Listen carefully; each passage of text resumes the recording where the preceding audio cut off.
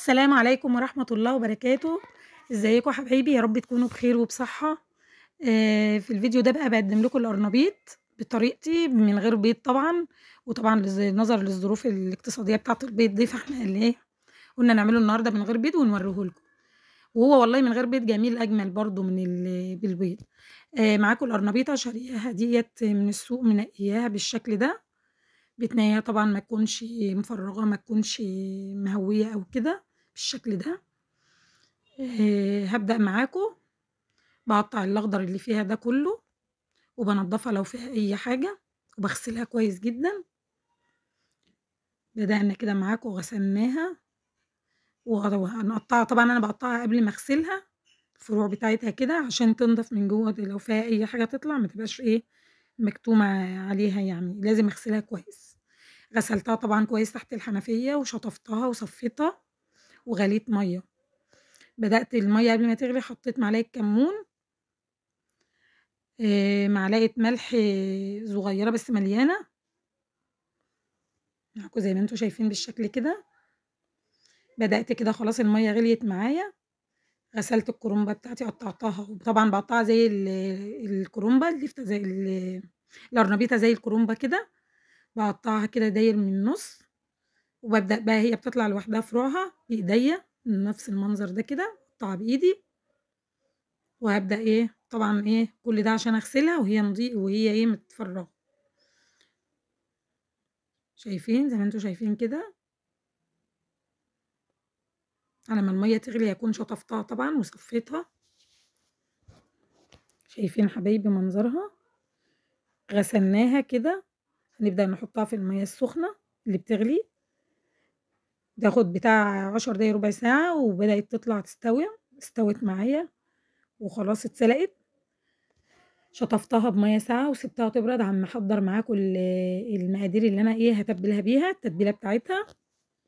بدأت كده عندي معلقة توم مهروس زي ما أنتم شايفين، ومعايا التوابل بتاعتي قسمها على مرتين، كركم وكاري وكمون وكزبرة ناشفة، بصل باودر، فلفل أسود، ملح، بهارات. وعندي اللي هي معلقة التوم بتاعتي المهروس، دي هاحطها في الإيه، في الخلطة السايلة بتاعتي. ومعايا طبعًا كوباية دقيق، كوباية هنا وكوباية هنا صغيرة دقيق ومعلقتين نشا. هاحط معلقتين النشا مع إيه، خلطة الدقيق الناشف اللي أنا إيه، هاتبّل بيه بعد السايل.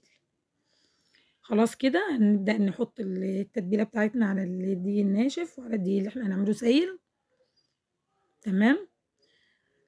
شايفين بالشكل ده كده،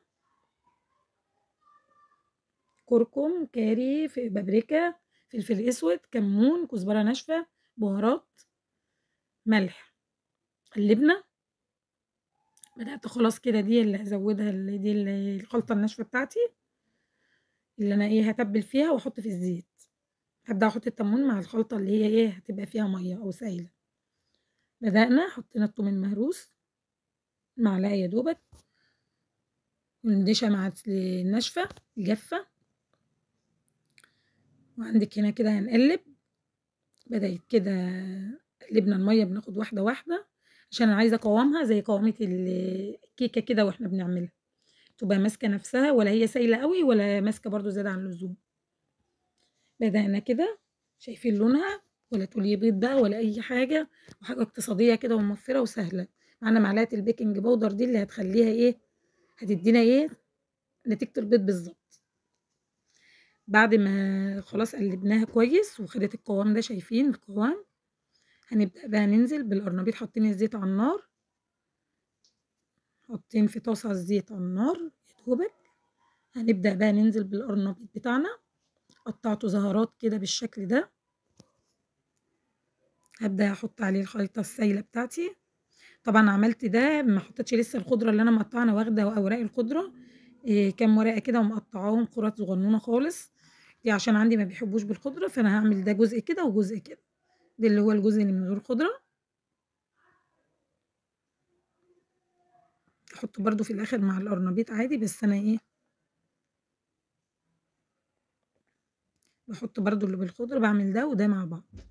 حطينا كده القرنبيط في الزيت، بدأنا كده خلاص الزيت بتاعنا قدح، حطينا القرنبيط بتاعنا معليين النار، هنبدأ بقى نعمله ونقلّب طبعًا عشان مجرّد إن ياخد لون من تحت لازم نقلّبه، ما نقلّبوش قبل ما ياخد لون عشان ما يطلعش منّه الخلطة. بدأ كده ياخد اللون الدهبي معانا. الزيت بتاعي أنا مش حاطة زيت غزير برضه مقتصدة في الزيت شوية، وبحيث إن أنا أحط إيه 2 أو 3 مع بعض كده ما باحطش كتير. بدأ كده خد اللون الدهبي اللي معانا. هابدأ كده أحط بقية بقية القرنبيط بتاعي، بس طبعًا هاضيف الخضرة، تشوفوها دلوقتي، الخضرة اللي أنا مخرطاها خُرَط صغننة خالص، شايفين كزبرة على بقدونس. بدأت أحط ما حطيتهاش كلها، أنا حطيت حوالي 3 معالق كبار كده خضرة، أنا واخدة الأوراق بس ومقطعاها حتت صغننة خالص عشان ما تبانش برضه في الخلطة، تمام. بدأنا كده حطيت فيها القرنبيط الباقي، الزهرات اللي أنا عاملاها، وأبدأ أحطها في الدقيق الجاف اللي أنا حاطة فيه نفس الخلطات برضه بس جاف.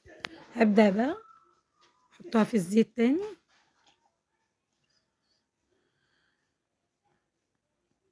شايفين يا حبايبي؟ ودي شكلها وأنا باحمّرها، لسه طبعًا ما خدتش لون ما قلّبتهاش، لازم تاخد اللون الدهبي عشان أبدأ أقلبها. خلاص كده، أبدأ أقلب بمعلقة أو حاجة.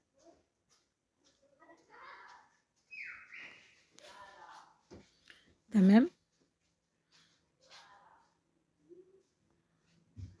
خلاص حبايبي دي بقت بعد ما خدت اللون، هابدأ أقلب على الوش التاني، خدت لون أحمر اللي هو محمر كده دهبي مدهب، شايفين حبايبي الشكل؟ لون جميل، وطبعًا باسوّاها كويس لازم تكون ناشفة معايا.